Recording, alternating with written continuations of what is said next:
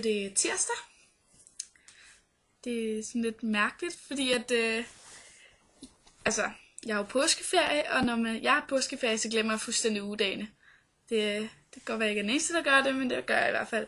Så da jeg gik i seng i går, så tjekker jeg lige min bloglavning, og jeg følger vores blog. Det er måske sådan lidt, når det er en del af min egen blog, men jeg skal jo lige se, at de andres indlæg kommer ind, så det er okay, synes jeg. Så havde Line lige pludselig lagt en video, så tænkte jeg, ja, gud, det er mandag. Så jeg skal jo blogge i morgen, og jeg har været på arbejde i dag, og arbejder normalt ikke om tirsdagen, så jeg blev helt forvirret over, at det lige pludselig var tirsdag i dag. Men så havde jeg lige tænkt lidt over, hvad jeg egentlig skulle blogge om i det her emne, som Sara har valgt, som er give et tip. Det er lidt halvirriterende, du har valgt det, Sara. Det havde jeg tænkt mig at vælge næste uge, men det er jo meget sjovt, at vi tænker sådan lidt ens. Vi ved alle sammen, hvad vi gerne vil med den her blog. Så men jeg har lavet et nyt emne til næste uge, det er kun sjovt, at jeg skal blogge endnu tidligere om det her emne, som er give tip. Men selvom jeg har tænkt mig at vælge det selv også, så ved jeg ikke rigtig, hvilket tip jeg vil give. Og jeg det var sådan lidt tænkte, googlede lige tip. Kom der alt muligt med fodbold frem. Så først så tænker jeg egentlig, at jeg gerne vil give et tip om det her med, hvordan laver man en god blog, hvordan er man en god blogger og sådan noget. Så tænker jeg, det er måske ikke lige mig, man skal høre det fra. Nu er jeg ikke en af de der topbloggere jo. Og jeg vil gerne give et tip om kun én ting, men jeg kan ikke rigtig finde nogen.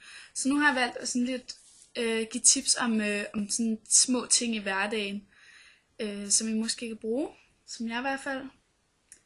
Jeg har fået tips af andre af og sådan noget. Jeg har briller på i dag.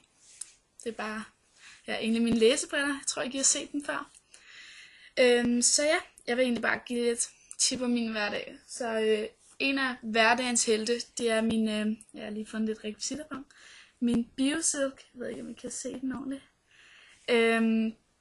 Det er altså, jeg vil egentlig kalde den sådan lidt, hos frisøren kaldte det, jeg fik den i hos frisøren, så kaldte det lidt det her, der giver lidt glans. Samtidig med, at den varmebeskyttende, uden at jeg har haft de der varmebeskyttende spray, og jeg synes altid, de er lidt irriterende, for så får man vådt hår, man skal glat hår. Og det gør den her ikke rigtigt. Den gør det bare helt vildt glansfuldt og blødt.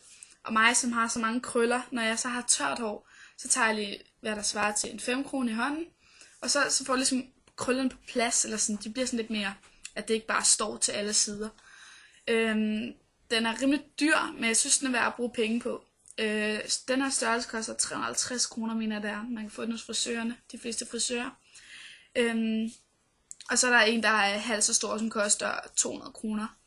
Og jeg købte først den her til 200 kroner, og så var jeg så heldig at finde den her i USA til 100 kroner, så jeg har givet for den. Så det er jo meget heldigt, men den er også lidt mere tynd i det, end det man kan jo have i Danmark er.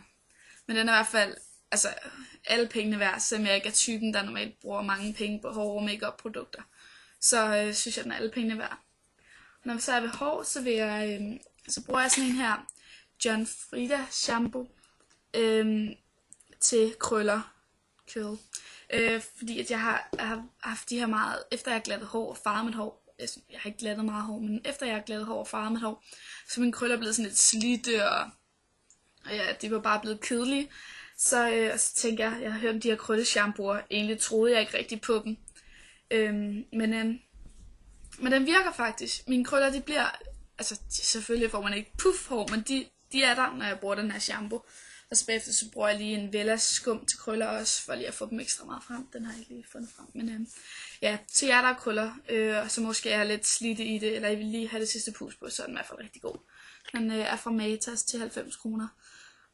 Og jeg er sådan lidt, mine shampooer, de skal skumme, altså føler jeg ikke, at mit hår bliver rent.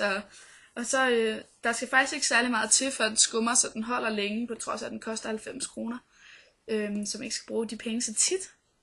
Og den får så også et balsam, og jeg tror faktisk også, den får sit hårkur. Så, men vi stadig er ved håret. Så en donut, den købte jeg faktisk her i februar, da jeg var i London. Skal lige se, jeg kan tage den i, så kan vi tage tid på, hvor lang tid det tager. Mens jeg lige snakker lidt her, sætter mig lige med siden til, så I kan se det. Jeg købte den her donut, og jeg fandt den, og den kostede 3,5 pund. Så det var jo ikke rigtig nogen penge, og jeg havde set den før og set andre med dem i. Og det er den her perfekte knold jo. Laver lige en hestehale, og så tager jeg den ud over. Og først så var det sådan, jeg vidste ikke rigtigt, om jeg ville få den brugt. Men den var jo så i alle størrelser, så jeg tog den størrelse, jeg sådan lidt synes passede til mit hår. Så tager jeg lige en hårlestik rundt om her, når jeg har lagt håret rundt om. Og så kan man lige snurre resten af håret rundt om, så det dækker hårlestikken. Jeg ved ikke, om jeg overhovedet kan se noget, det tjekker jeg ikke nu. Og så har man faktisk en knold her. Meget sådan lige pæn knold. Så kan man lige sætte håret fast med en hårnål. Jeg ved ikke, om jeg overhovedet så det, men ja, ellers så google det, gør hvad som helst. Men så sidder håret i hvert fald, altså sådan, det sidder stramt til hovedet, og det er ikke en knold, der lige falder ud og skal rettes på i løbet af dagen. Så jeg har været skideglad for den her, både til hverdag og til fest. Og den kan jo sættes ned i nakken og op på hovedet og sådan noget, så den gør det lidt forskelligt også. Og jeg troede egentlig, den var rigtig svær at sætte, jeg var sådan lidt, og så skulle vi til musical i London, og så det tog 2 sekunder at sætte den, så med mit kæmpe krusede, irriterende hår. Så den var virkelig super. Så ja, det er hvordan jeg kan redde en dårlig hårdag med mine silkedråber, biosilk og min donut. Så ja, så viste Line jeg de her Eos læbepomade. Dem har jeg været rigtig, rigtig glad for. Jeg fik min første skæve af mine lærer, da jeg var i USA. Men der skete så det, at jeg begyndte at få udslæt af munden. Og jeg har ikke fået testet, hvad det er, men det var efter, at jeg brugte de her læbepomader. Og jeg ved jo ikke, om det er dem, men jeg simpelthen stopper med at bruge dem, fordi jeg er bange for, det er dem, og det ser pissegrimt ud, så jeg gider ikke have det igen.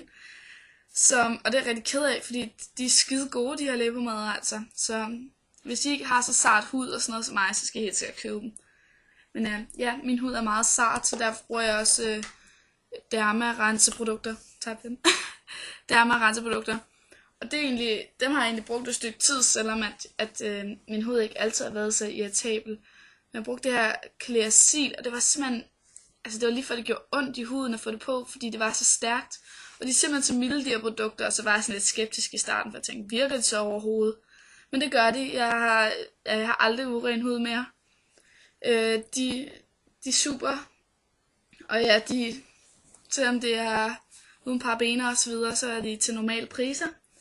Det synes jeg, det er bare skide fedt, at man ikke skal betale meget ekstra for at få nogle sunde produkter.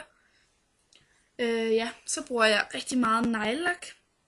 Har jeg sådan en Essie på i dag. Den hedder Carousel Coral. Og jeg egentlig, før i tiden købte jeg bare de der billige neglelak fra Matas, som jeg alle sammen kender, men jeg har faktisk begyndt at bruge ret mange af de her Essie, Sally Hansen og ja, Rimmel også, de er også fine nok. Fordi jeg gider ikke det der med, at man skal lægge neglelak hver anden dag. Når jeg har neglelak, så har jeg det ofte på en uges tid. Og det holder med underlak og overlak og det hele, så holder det skide godt. Så dem er, ja, de er også pengene værd, altså. Ja, kan vi se. Står her. En Sally Hansen og en Essie. Der er lidt mærkeligt lys her, jeg sidder lige ved vinduet. Så ja, det var nogle af de der produkter, eller hvad man kan sige, som er mine tips. Fordi dem er jeg glad for at bruge. Ja, det er også nogle, jeg har fået anbefalet. Selvfølgelig hører man om alle, der snakker om Essie, og det der biosilk anbefalede frisøren mig. Ja. Ellers så, ja, en iPhone, den kan man altså ikke leve uden. Det skal man have. Det er mit tip til jer. Man skal have en iPhone. Og så er jeg i gang med at, jeg har downloadet den her app, der hedder Stylebook, som jeg også kan se i min egen blog. Klik op i Famebladet Julia heroppe et sted, og så kan I besøge min blog, så kan I også se det. Den hedder Stylebook, indlægget, hvor du tager billeder af alt dit tøj, og så kan du finde ud af, hvad der passer sammen og sådan noget på din telefon. Det er jo sådan noget, alle piger drømmer om, ikke? At ens smartphone lige pludselig bliver ens klædeskab. Men det er lige det der med at få taget sig sammen til at tage billeder af alt tøjet, men jeg er i fuld gang og gør lidt af gangen, og den er skidesmart.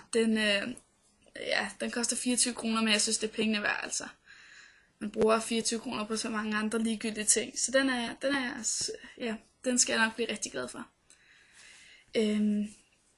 Og ja, ellers så hvis jeg skal sige andre tips sådan til hverdagen, som jeg har valgt af mit lille emne i dag. Øhm, ja, nu skal jeg ud og løbe om lidt. Det er en af de ting, som bare er rigtig godt for mig i hverdagen. Hvor jeg får, jeg har lige samlet mine tanker og får min, bedre konditioner. Får brugt min krop. Og det lyder åndssvagt, men samtidig med at jeg løber, så slapper jeg af, fordi man skal ikke tænke på andet end bare at løbe. Ja, det giver mig bare rigtig meget overskud. Så ja.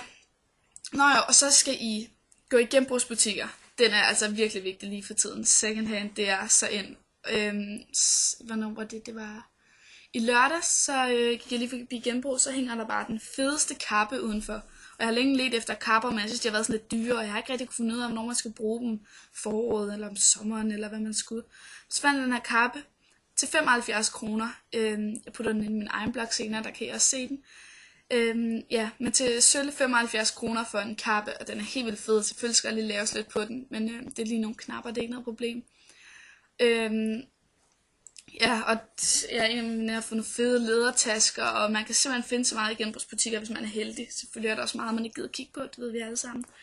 Men ja, og det er ikke, jeg gider ikke gå i andres tøj, fordi det der er inde nu.